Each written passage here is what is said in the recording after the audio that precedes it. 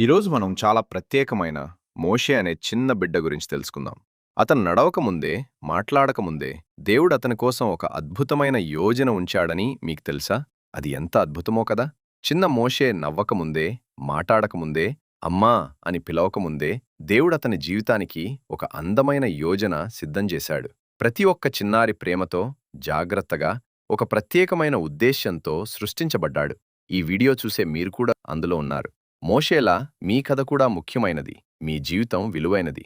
దేవుడెప్పుడూ మీ పక్కనే ఉంటాడు. అందుకే మనం సౌకర్యంగా కూర్చొని, ఒక మృదువైన దుప్పటి కప్పుకొని, లోతుగా ఒక శ్వాస తీసుకుని, మన హృదయాలను చిన్న మోషే కథ కోసం తెరుద్దాం.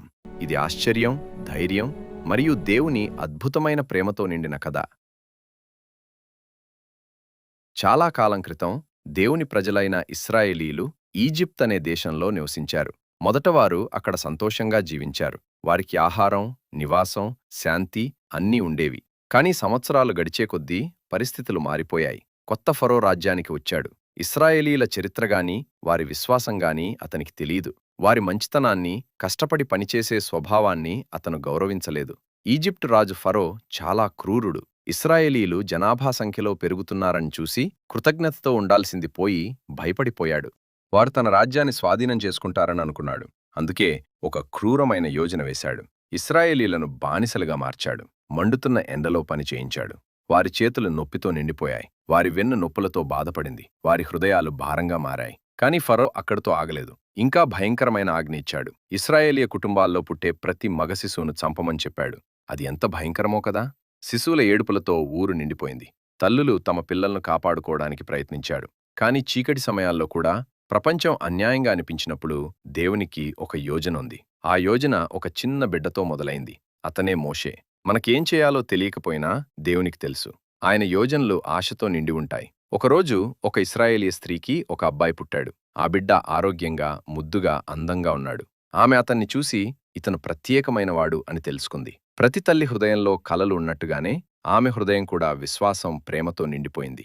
ఆమె ఆ చిన్నారి మోషేను చాలా ముద్దుగా చూసుకునేది. అతను నిద్రపోతే ఇంట్లో మెల్లగా నడిచేది. అతను ఏడిస్తే గారాబం చేసేది. రాత్రిళ్ళు భయంతో కూడిన హృదయంతో మృదువైన జోలపాటలు పాడేది. కాని పిల్లలు పెరుగుతారు, ఏడుస్తారు, కదులుతారు. మోషే చిన్న నవ్వులు, చిన్న ఏడుపులు దాచడం కష్టమైంది. ప్రతి తలుపు తట్టే శబ్దం ఆమె గుండె వేగంగా కొట్టుకునేలా చేసింది. సమయం దగ్గర పడుతోంది. అప్పుడామె ఒక ధైర్యమైన, తెలివైన యోజన చేసింది. బలమైన గడ్డి పుల్లలతో ఒక బుట్ట తయారుచేసి అది నీటిలో మునగకుండా పిచ్చితో పూసింది.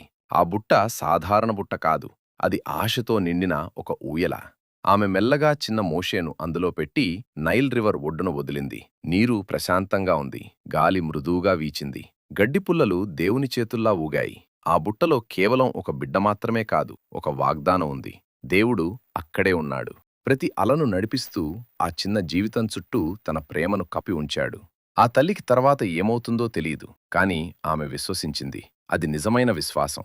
తెలియని దారిలో కూడా దేవునిపై నమ్మకం ఉంచడం. మోషే అక్క మిరియం దగ్గర్లో నిలబడి బుట్టను గమనించింది. ఆమె చిన్న చేతులు గట్టిగా వణికాయి. ఆమె గుండె వేగంగా కొట్టుకుంది. కాని ఆమె ధైర్యంగా నిలబడింది. ఫరో కుమార్తె నదికి స్నానం చేయడానికొచ్చింది. ఆమె బుట్టను చూసింది. అదేమిటి అని అడిగింది. ఆమె సేవకురాలు బుట్ట తీసుకొచ్చింది. బుట్ట తెరిచిన వెంటనే ఒక బిడ్డ అందులో ఉండడం చూసింది. ఆ బిడ్డ ఏడుస్తున్నాడు. ఆమె హృదయం కరుణతో నిండిపోయింది. ఇతను హెబ్రీల బిడ్డై ఉండాలి, నేనితన్ని చూసుకుంటాను అంది. ఆమె ప్రేమనెంచుకుంది. ఆమె కూడా దేవుని యోజనలో భాగమైంది. అప్పుడు మిరియం బయటకొచ్చి ఈ బిడ్డను చూసుకునే ఒక స్త్రీని పిలవాలా అని అడిగింది. రాజకుమారి అవును అంది. మిరియం పరుగెత్తి తన తల్లిని తీసుకొచ్చింది. ఆ తల్లి వచ్చి తన బిడ్డను మళ్లీ ఒడిలో పెట్టుకుంది. రాజకుమారి ఆమెకు డబ్బిచ్చి బిడ్డను పెంచమంది. దేవుడొక నిరాశ క్షణాన్ని అందమైన ఆశీర్వాదంగా మార్చాడు. మోషే కొంచెం పెద్దయ్యాక ఫరో రాజభవనంలో నివసించాడు. బంగారు హాళ్లల్లో నడిచాడు. పండితుల దగ్గర చదివాడు. మంచి బట్టలు ధరించాడు. కాని తన మూలాలను మర్చిపోలేదు. తన ప్రజలను మర్చిపోలేదు. దేవుడతన్ని ఒక గొప్ప పని కోసం సిద్ధం చేస్తున్నాడు. ఒకరోజు అతను అదే ఫరో ముందు నిలబడి నా ప్రజలను విడిచిపెట్టు అని చెప్పబోతున్నాడు. కాని ఇప్పటికైతే చిన్న మోషే సురక్షితంగా ఉన్నాడు. ఎందుకంటే దేవుని యోజనలు సమయానికి నెరవేరుతాయి.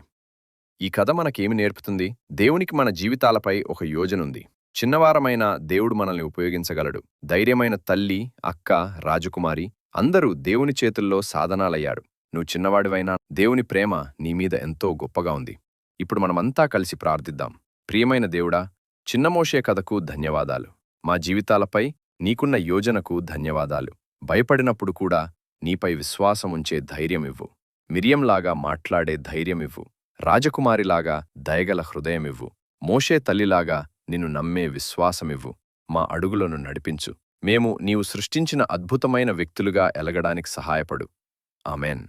బేబీ మోసెస్ కథను చూసినందుకు ధన్యవాదాలు. మీకు ఈ కథ నచ్చితే వీడియోను లైక్ చేయండి, మా ఛానల్కు సబ్స్క్రైబ్ చేయండి, అలాగే మీ స్నేహితులకు షేర్ చేయండి. ఇంకా ఎన్నో అద్భుతమైన బైబిల్ కథలు మీకోసం ఎదురుచూస్తున్నాయి. త్వరలో మళ్ళీ కలుద్దాం.